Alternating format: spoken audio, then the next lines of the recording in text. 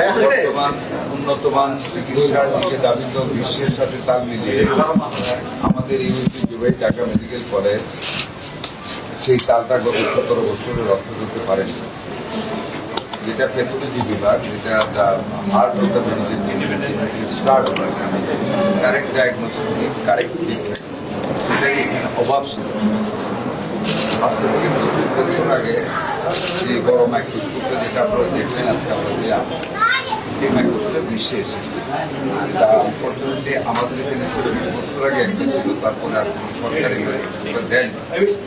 এই মাইক্রোস্কোপের উপরে আপনার ইনভেস্টিগেট হয়, বিশেষ করে ক্যান্সার ডায়াগনোসিস করা হয় এবং উন্নত মানের নিখুঁতভাবে ক্যান্সার ডায়াগনোসিস একবারে 10 স্টুডেন্ট এক সিটিংয়ে বসে মিউচুয়ালি আলাপ করে দেখে নিজ থেকে কারেক্ট ডিসিশন, সেটা আমাদের অভাব ছিল।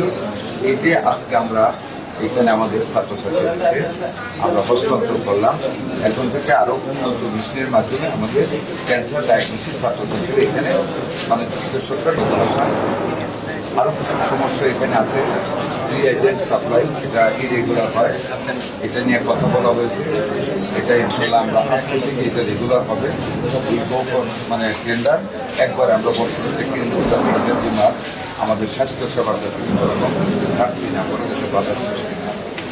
কারিকুলাম নিয়ে একটা আছে আমাদের উন্নত বিশ্বের সাথে মিলিয়ে যে কারিকুলাম আমাদের ছাত্রছাত্রীরা তার থেকে খেয়ে যারা অ্যাডভান্স সেটার জন্য আমরা কার্যক্রম গ্রহণ করেছি।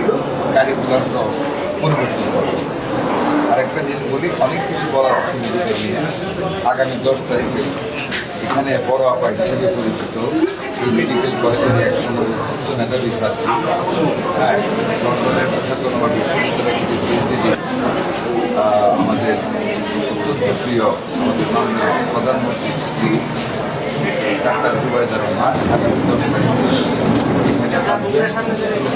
এই কলেজের ছাত্রী হিসেবে ওনার প্রথম পদার্পণ হবে। ঢাকা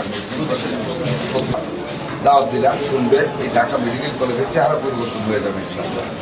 মেয়েদের থাকার আবাস স্থল থেকে নিয়ে প্রত্যেকটা ব্যাপারে আমরা সরকার থেকে ইনশাআল্লাহ উদ্যোগ নেব। আমাদের মাননীয় প্রধানমন্ত্রী এবং আমাদের প্রধানমন্ত্রী এই কলেজের ছাত্রী এই কলেজের প্রতিষ্ঠা দিবসে সেগুলি ঘোষণা